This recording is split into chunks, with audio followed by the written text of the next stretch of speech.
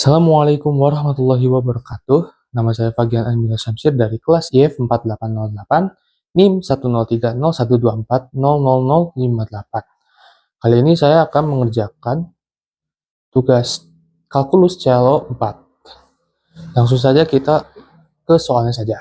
Jadi, nomor pertama, kita itu disediakan sebuah fungsi 2 peubah, f x, y sama dengan x kuadrat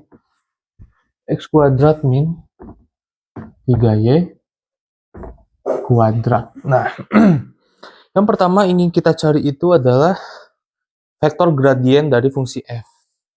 Bagaimana caranya? Nah, yang pertama kita ingin mencari vektor gradien fx-nya itu berapa.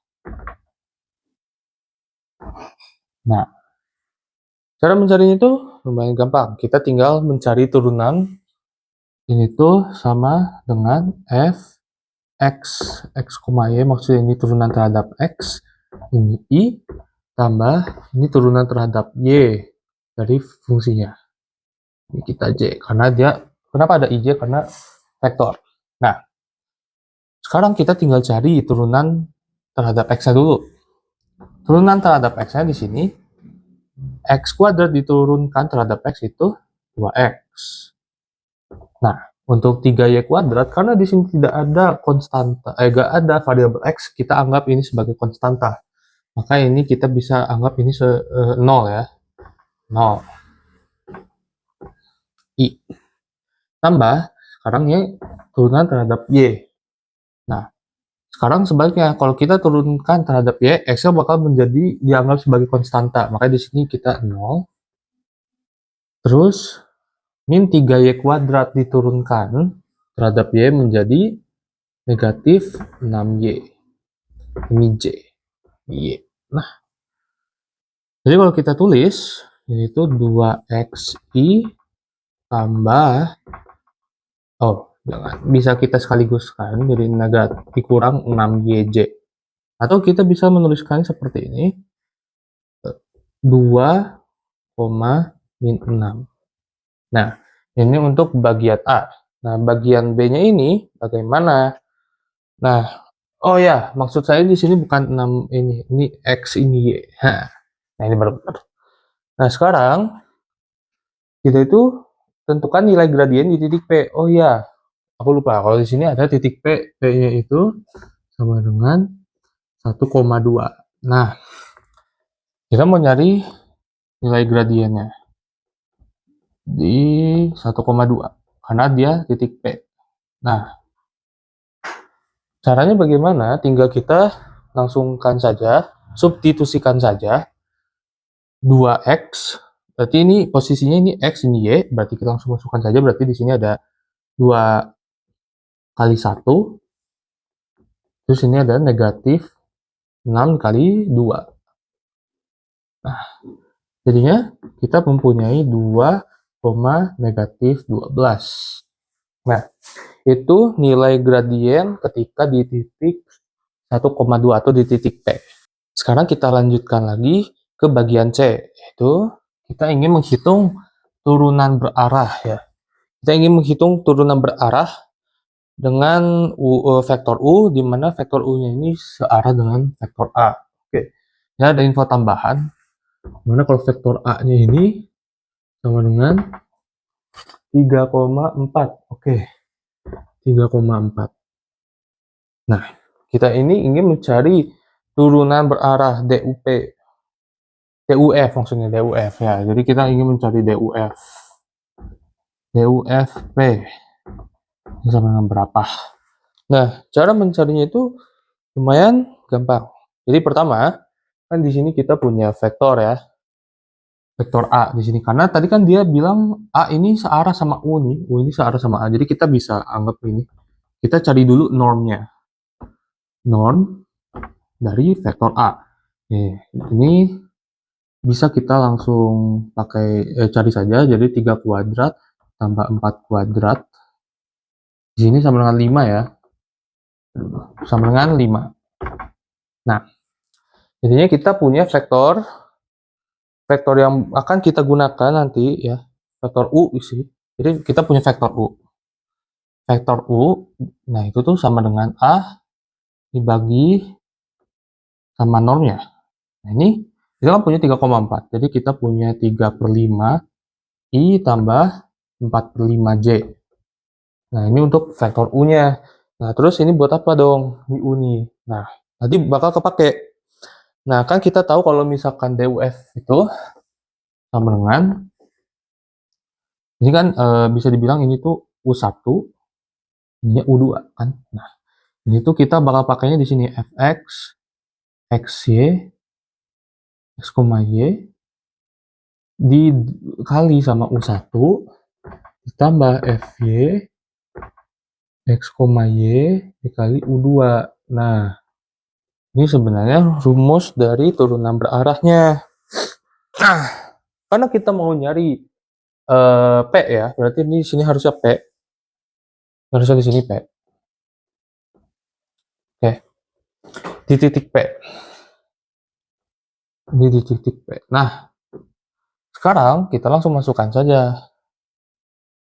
Tadi D, U, F, di sini P sama dengan, itu tadi udah nemu kan untuk fx-nya itu berapa, fx di bagian P. Nah tadi kita kan udah nemu ya sebenarnya bagian ini tuh 2, di bagian sini tuh min 12, min 12 ya. Kita menggunakan yang dari vektor, nilai vektor gradien tadi kita masukin ke sini, 2 dikali di sini kan 3/5 ya, 3/5 ditambah negatif 12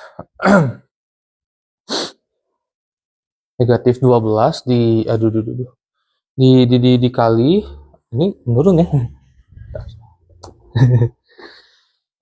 negatif 12 dikali sama U2. U2 nya tadi apa, 4/5. Nah sekarang kan kita udah dapat nih ya, yang satu 6/5 dikurang ini 48/5. Nah berarti kita punya turunan berarahnya itu 42/5. Nah ini untuk turunan berarahnya. Oh ya, maksud saya ini negatif 42/5 ya.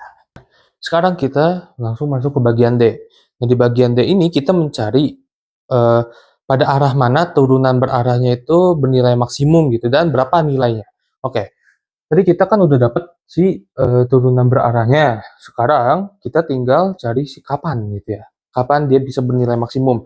Nah ini tuh sebenarnya kita bisa cari dengan cara vektor gradien di titik P, karena kan di sini yang ditanyanya tuh di titik P. Berarti kita bisa langsung ini Fp per normnya ya. Nah oke. Kita udah punya tadi si panjang, apa maksudnya, si vektornya, vektor kita udah punya. Lalu kita tinggal cari apa, si normnya ini. Kalau misalkan kita mau ini langsung tulis aja kan, 2 ini per normnya ya. Ini negatif 12 per normnya. Nah sekarang kita cari normnya berapa. Nah normnya ini sama sih caranya, tinggal kita ini kuadratkan, ditambah negatif 12 dikuadratkan, diakarkan. Ini kan dapat 4 tambah 144 ya. Nah, jadi kita punya 148. Kalau kita akarkan, ini tuh 2 akar 37. Nah, ini kita masukkan ke sini. 2 akar 37, 2 akar 37. Ini kita bisa sederhanakan lagi. Ini jadi 1 akar 37. Di sini koma bisa langsung ya, koma. Ini I, ini J. Ini koma, ini kita sederhanakan jadinya negatif 6 per akar 37. Nah, sekarang kita sudah bisa mengetahui bahwa di titik P, turunan berarahnya itu dia memiliki bernilai maks ketika arahnya itu di 1 per akar 37, negatif 6 per akar 37. Dan nilainya itu 2 akar 37. Sekarang kita tinggal bagian terakhir dari nomor 1, yaitu bagian E, di mana kita itu ingin menentukan arah vektor unit V, di mana turunan berarahnya itu sama dengan 0. Oke. Dan kita diminta untuk menjelaskan secara singkat makna geometrisnya apa. Oke. Jadi kita tahu kalau misalkan di sini kita tahu D L di sini P. Nah, ya kan di sini sama 0 ya. Berarti kita tahu kalau ini juga F X di sini P aja langsung. P ditambah F Y di sininya. P itu harus juga sama dengan 0. Nah, berarti kita tinggal langsung aja masukin di sini 2, di sini anggap aja kan, anggap di sini kita punya U1, U2 gitu ya. Kita punya U1, U2, berarti 2 U1 tambah di sini tadi kan negatif 12 ya, berarti ini kita bisa langsungin aja. Negatif 2 U2 sama dengan 0. Dan kita bakal mendapatkan persamaan di mana 2 U1 sama dengan 12 U2 atau U1 sama dengan 6 U2. Nah, dari sini kita bisa mencari normnya juga. Kita bisa mencari normnya dengan cara begini. Oke. Normnya, norm V-nya sama dengan, di sini kan udah dalam bentuk yang sama ya, udah ada U1, ada U2, kita langsung bisa dibilang langsung mensubstitusikannya saja. Ini kan kita tahu nih di sini U1 kuadrat tambah U2 kuadrat. Nah, kita bisa ubah juga dia jadi 6 U2 dikuadratkan ditambah U2 dikuadratkan dan diakarkan. Dan di sini kita punya 37 U kuadrat diakarkan. Nah, atau kalau kita ubah itu, pokoknya segini. 37 U2. Nah, ini untuk normnya. Jadi kan kita sebenarnya udah tahu kan, V-nya itu gini. V-nya itu bagaimana? V-nya itu bentuknya antara 6 per akar 37, 1 per akar 37, atau bisa sebaliknya gitu. 6 per akar 37, negatif 1 per akar 37. Nah, sebenarnya apa yang bisa kita tangkap dari ini? Jika kita lihat ini kan sama ya. Nah, kalau misalkan di sini sama, berarti si nilai fungsinya itu tidak ada perubahan sama sekali. Nah, begitu saja untuk nomor 1. Nah, sekarang kita langsung saja ke nomor 2, di mana nomor 2 ini kita disuruh untuk mencari turunan parsial pertama terhadap X dan terhadap Y. Nah, ini X pangkat 3 ya, oke. Kita tulis. Oke. Sekarang kita tinggal langsung saja menurunkan fungsi ini terhadap X. X pangkat 3 diturunkan terhadap X. Berarti dia jadi 3X kuadrat dikurangi 3X, 3. Nah, ini Y nih. Karena dia tidak ada X, ya udah, kita anggap dia sebagai konstanta. Konstanta diturunkan menjadi 0. Oke. Nah, sekarang terhadap Y. Ini X sama X di sini kan tidak ada variabel Y. Nah, kita anggap kedua bagian ini sebagai konstanta. Berarti dia otomatis, jika diturunkan otomatis 0. Nah, Y kuadrat diturunkan menjadi 2Y. Nah, ini untuk bagian A dan bagian B. Kita langsung bagian B saja. Bagian B ini kita ingin mencari titik stasionernya berapa. Nah, titik stasioner itu di mana turunan ini bisa bernilai 0. Berarti kondisi di mana Fx dan Fy ini bernilai 0.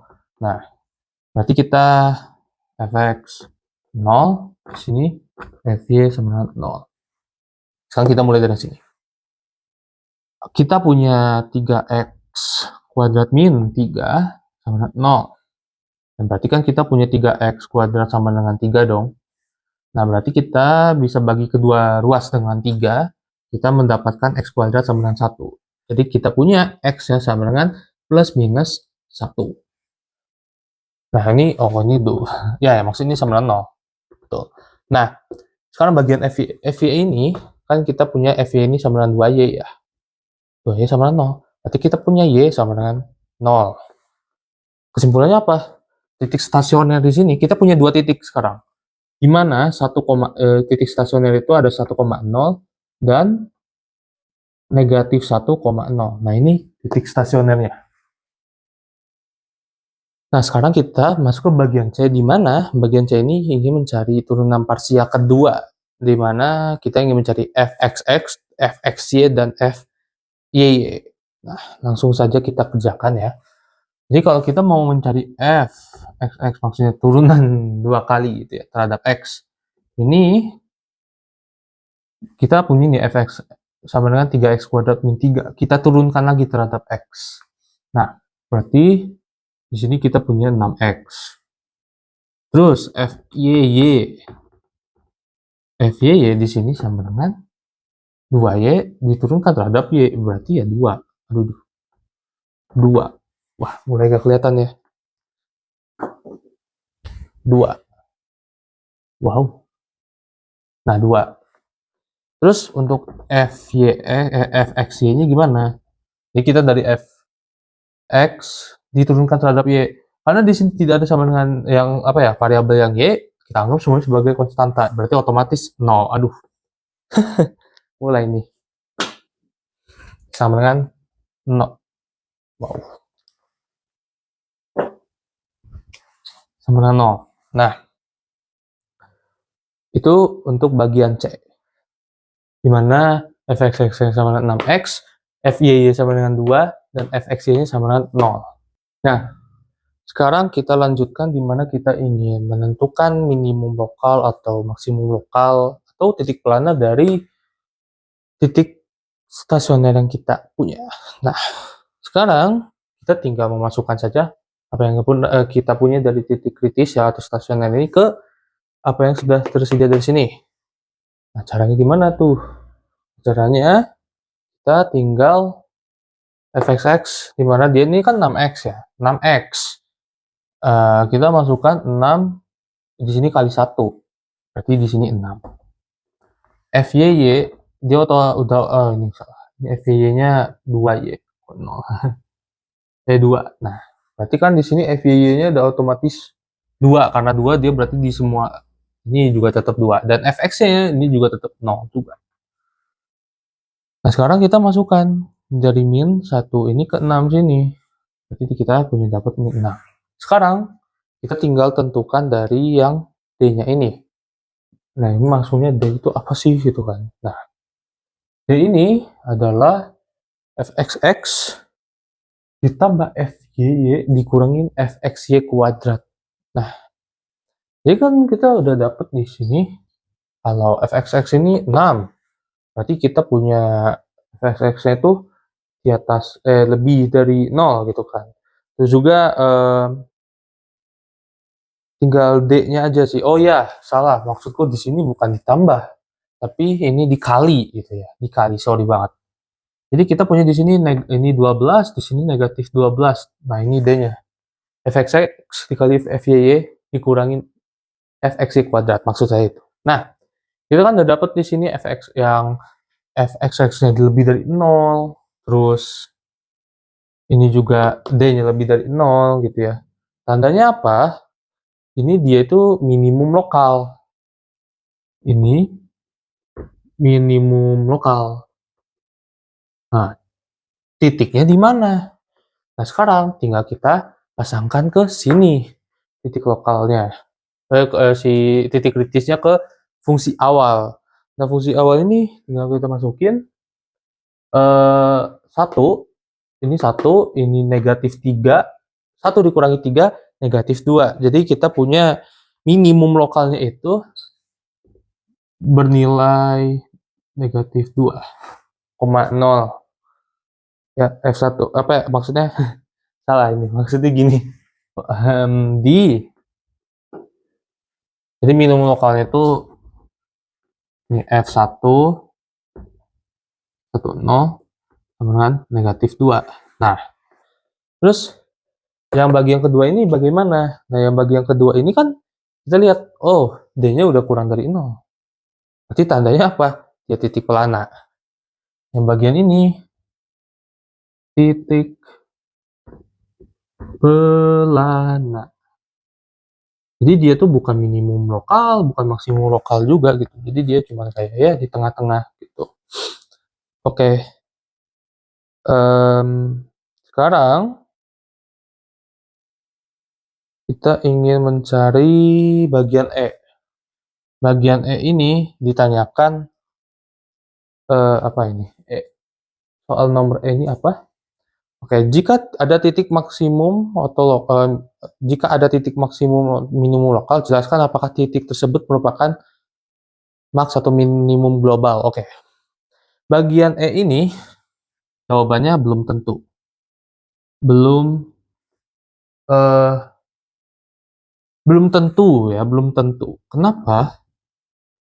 Jadi begini, jika kita mempunyai maksimum lokal atau minimum lokal, kita tuh tidak bisa memastikan kalau titik tersebut itu udah pasti global atau titik tersebut itu udah pasti lokal, karena kita tuh nggak tahu gambar grafiknya itu secara keseluruhannya macam bagaimana gitu. Nah, mungkin ada beberapa cara yang bisa kita cari ya, seperti yang saya bilang tadi, misalkan melihat keseluruhan grafiknya seperti apa, atau kita bisa menggunakan metode Lagrange. Tapi kalau kita mau pakai metode Lagrange, tidak ada kendala. Biasanya di dalam fungsi ini ada kendala di titik apa itu misalkan kayak gitu. Nah, berhubung di sini tidak ada, maka kita tidak bisa menentukan global atau dari max dan minnya gitu. Jadi bagian E ini belum tentu kalau misalkan lokal ini itu minimum global juga. Nah, sekian dari saya. Mohon maaf bila ada salah kata. Wassalamualaikum warahmatullahi wabarakatuh.